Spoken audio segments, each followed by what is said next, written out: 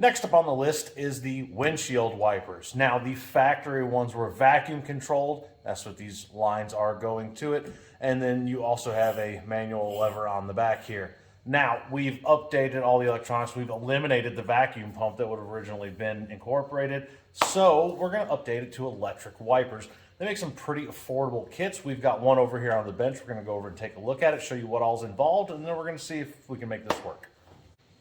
All right, what we have here is a very simple, basic kit. This one, I believe, is actually listed on the internet for Jeeps. But, you know, we're going to see if it works for this. The wiper arm's pretty straightforward. You do have a cinch bolt here that will cinch it down on the shaft once you determine the position that you want the wiper blade at. As for the motor itself, as you can see, you have this threaded portion here so you can set the depth on it and do whatever you need to as far as that goes. And it looks like you might actually be able to cut this down and adjust the length on it to make it work for your application. You've also got your mounting hardware, the different bushings, the nut and the washer. It also comes with the on-off toggle switch and wire. Now the back of the motor does have an on-off switch on it, so you can either turn it on manually by the back of the wiper motor, or you can wire in this switch to activate it. As far as removal, fold your wiper arm up and just kind of wiggle it and it comes off the splines. You do have a set nut here that you need to break loose and that will unspin there. There you go. And then you got to take that piece off. And now you can take your two mounting screws off on each side and then we should be able to pull this through. Good news, look at that. We slid it in there and the holes line up perfect. Now again, you only have one mounting hole.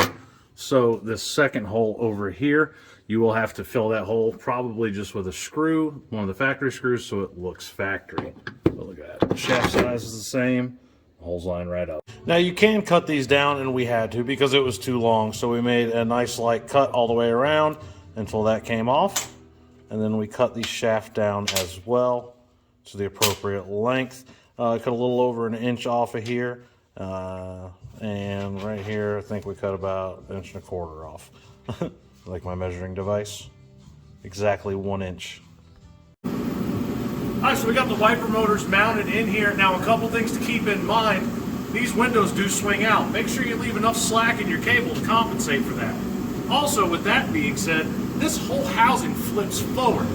You have to run the wires in. We ran them in over this pillar. We also left enough slack that when the window folds down, if you'd like to, it still can. Now, the wipers have manual switches on the back of them, but we've also put in a master switch. Now, with the manual switches, they do have a park position when you shut them off. However, when you don't have that, the wipers won't park where you want them to. You'll have to use the switch to stop them. So it's best just to use the manual switches that are on here. But that wraps up the install on the wipers.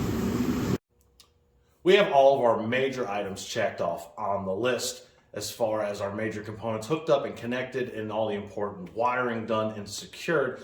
The last thing we really have to do on this truck is focus on the light wiring. Now, we've already ran the headlight wires, but we want to put turn signals on this, so we're going to actually repurpose these as our turn signals.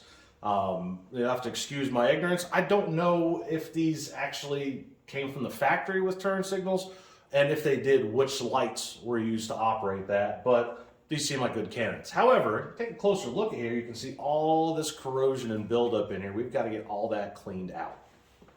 So as you can see, you have a ton of corrosion in here. There's a good chance that all the contacts behind these bulbs are absolutely garbage. So we went ahead and purchased some new sockets. And these ones are pretty universal for 1157 bulbs.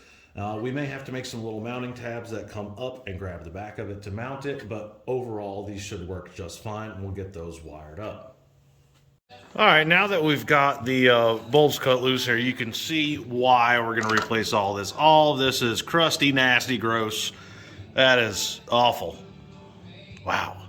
Don't forget to clean your corrosion out of your housing too. The thing we have to address before we finish wiring up these front marker parking lights is this right here. Now this, when you take your lens off, you'll see this slides into your light cavity and splits the top and the bottom, so it prevents light bleed over. It also gives a mount on the back side here to hold the rubber grommet in. You have another rubber grommet here to allow the wires to pass through safely. Now, this is not a necessity for the way we're doing it, but we're going to go ahead and put one back in here. Unfortunately, this one's good. This one came out a little bit rougher. Yeah. So, we're going to make new ones. Pretty simple, though. Piece of flat steel. This is 18 gauge. Honestly, 20 gauge and even 22 is probably fine. And we simply just laid it on there, traced it out, and then flipped it up to get the other portion, and then we'll have to bend it here in the middle. Now, they are traced out the same, but, you know, just mirror image for the other side, flip it down. So we're going to go ahead and get these cut out and installed and see how they fit. Again, here's our old one. Here's our new one. Now, they look almost identical. The fitment is pretty close. Do they need to be precisely exactly the same? Absolutely not. You can cut these out by hand if you don't have any fancy tools. A pair of good snips will do the job. Again, this was 18 gauge steel, and it's almost identical to the thickness of the original, but it does not have to be. You can run 20 or 22 if you want. Nothing's going to hurt. And then for the other side, you just flip it, you know, or you run your wires on the same side. It really doesn't matter. But we'll get the other one cut out and get these installed. So as you can see here, we got our socket mounted into the original bracket. We hogged out the holes after we removed the old sockets, and we got it riveted in there. And this is going to work great because, as you can see on here, that is our ground strap that bolts into here. So the housing will self-ground this housing, and you only have your 2 wires for your turn signal and park light. Now, problem, that 1157 bulb is a little too long, and it's actually hitting the glass on here. They do sell a smaller globe 1157, and there is another number, I believe 2357, that will fit in there and solve our issue. We'll get that in.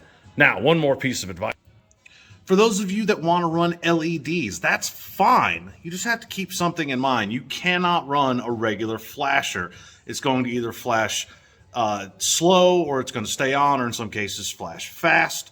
There is a solution. There is a flasher designed for LEDs. Some of them have a wire coming out of the top. So you have the 2 pins on the flasher, and they'll have a 3rd wire coming out of the top of the flasher. Those ones will solve your problem. They do sell them in local parts stores. They're also available through painless wiring. It'll take care of your issue and allow you to run LEDs in your truck for nicer, brighter, modern light with a longer life expectancy and way less heat and amp draw. So with that being said, the only thing we really have left on this truck is to finish up this lighting wiring. There's not too much left. We have like 1 wire left to hook up on the headlight, and we've got to finish converting these turn signal bulbs and wire the turn signal switch. Not going to be that difficult. But before we go take this thing on road tests, we need to make sure it's solid. We need to make sure that all the work we have done is secured. A lot of people refer to this as a nut and bolt. You check all the nuts and bolts that you touched front to back. You make sure that they're done correctly. You make sure your rubber hoses and your electrical lines are secured. They're not going to rub or chafe. Everything is connected. There's no exposed wires. Make sure that everything works. We're going to run it in the yard and just kind of test it out and drive it around the property a little bit. And then we'll start venturing out to maybe a mile away from the shop, and we'll start working it in. And while we're doing this, we're going to dial in the FiTech. Now, the FiTech does not take a whole lot of initial setup. We'll go over that in the next video. We'll show you how you plug it in and put the information in, and how you start your initial setup. So you know what that means. The next video you guys see of this M37, we're going to be driving it and testing and tuning it. Thank you guys so much for following along. I've appreciated all of the suggestions and the information that has been sent to me to help make this project way easier. And I really enjoy all the interest in it and all the people that I've met and talked to about these older military trucks and these older Dodges and conversions that they have done as well. It's been a really fun experience. And don't forget, we've got another one outside waiting to come in that's getting pretty much the same treatment. Till next time, happy hot rodding.